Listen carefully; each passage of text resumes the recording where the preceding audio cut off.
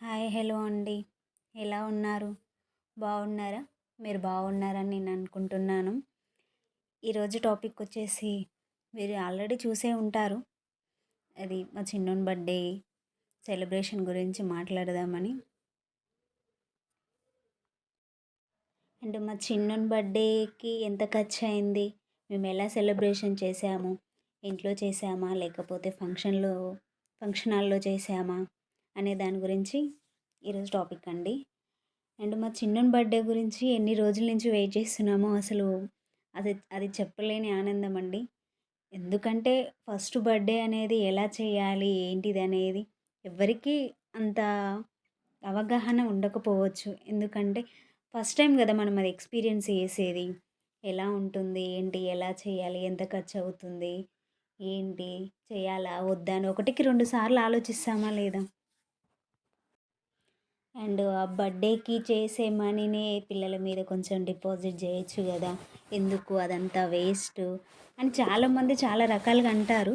But మన సంతోషం కోసం చేసుకుంటే పోయేదేముంది? మనం ఎట్లా ఎంతో కొంత పిల్లల మీద ఏదో కొంత చేయాలని మనం కూడా ఆలోచిస్తాం. బట్ పిల్లల ఆనందాన్ని కూడా మనం పట్టించుకోకపోతే ఎంత సంపాదిచ్చినా మనం వేస్ట్ కదా!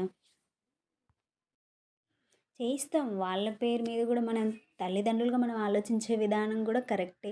బట్ ఒక ఒక రోజనేది వస్తుంది గదా! మమ్మీ నా బర్త్‌డే ఫస్ట్ సెలబ్రేషన్ ఎలా చేశారు? ఏంటిదని వాళ్ళు అడిగినప్పుడు మనం ఏం చెప్తాం చెప్పండి? అమ్మ ఏం చేయలేదు అప్పట్లో మనకంత ఇన్‌కమ్ లేకుండే.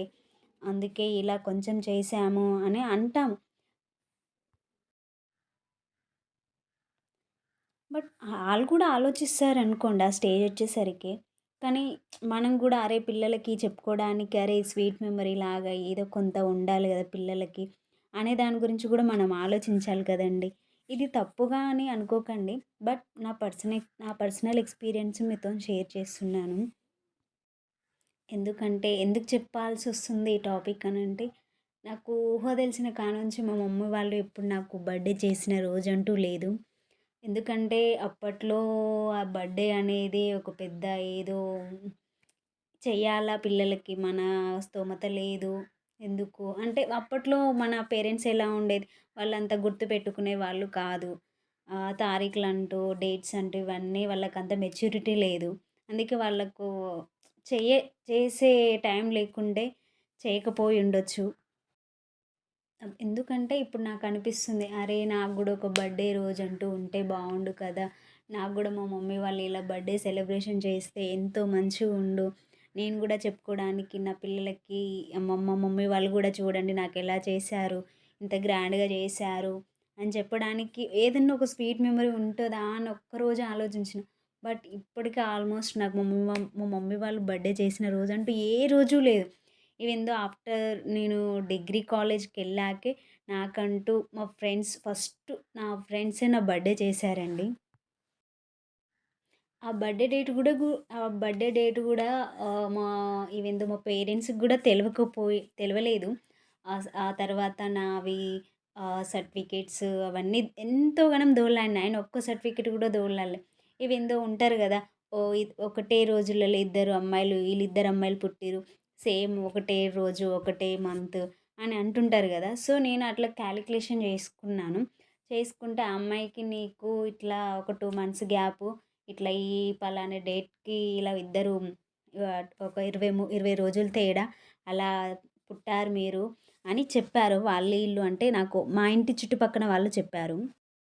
అలా అనుకోని నేను అరే! ఈ డేట్‌కి పుట్టానా అని నా మైండ్‌లో చాలా డౌట్స్ ఉండేది. ఇగ అంటే ఉంటది గదా! ప్రతీదికి అరే! బర్త్‌డే డేటు ఏదన్నా ఉంటది గదా! ప్రతి మనిషికి ఒక బర్త్‌డే డేట్ ఉంటుంది. నాకెందుకు లేదు?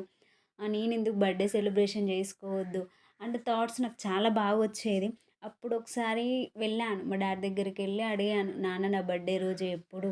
ఈవెన్ దో ఎప్పుడంటే అది నా డిగ్రీ ఫస్ట్ ఇయర్ అనుకుంటా. ఐ థింక్ అంత నాకు గుర్తు లేకుండే. బట్ ఏదో అనిపించింది. ఎందుకంటే నాకు ఆ థాట్ వచ్చింది నాకు డిగ్రీ ఫస్ట్ ఇయర్‌లో. అప్పటి వరకు నాకు బర్త్‌డే చేసుకోవాలన్న ఇంట్రెస్ట్ గానీ, ఈవెన్ దో నాకు ఆ స్వీట్ మెమోరీస్ అలాంటివంటూ నాకేం తెలవదు. మా చెల్లెల బర్త్‌డే, మా తమ్ముని బర్త్‌డే చేస్తుంటుంటే నాకు అనిపించేది బాధగా. అయ్యో! నాకు ఈ డేట్ గూడా నాకు నా బర్త్‌డే డేట్ గూడా లేదా నాకు అని ఎంతో బాధపడేదాన్ని. ఇక ఉండబట్టలేక ఒకరోజు వెళ్ళి మా డ్యాడీని అడిగా, "నాన్న నా బర్త్‌డే ఎప్పుడు? ఏంటిది? నాకంటూ ఒక పలానా డేట్ ఉంటది కదా! చెల్లెల వాళ్ళది అంటే రాసుకున్నావు కదా! నాది కూడా ఒక బుక్‌లో ఎక్కడనో రాసి ఉండొచ్చు కదా!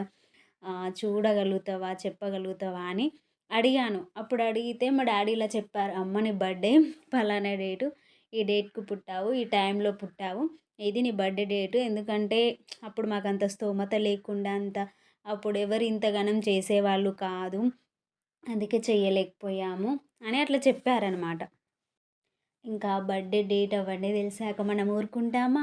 అరే! అమ్మ నాకంటూ ఒక బర్త్‌డే డేట్ ఉందా? నేనంటూ ఒక సమాజంలో నాకంటూ ఒక పేరు, నా బర్త్‌డే డేట్ అంటూ ఉన్నాయని అప్పటి వరకు అమ్మ నాకు హ్యాపీగా అనిపిచ్చింది.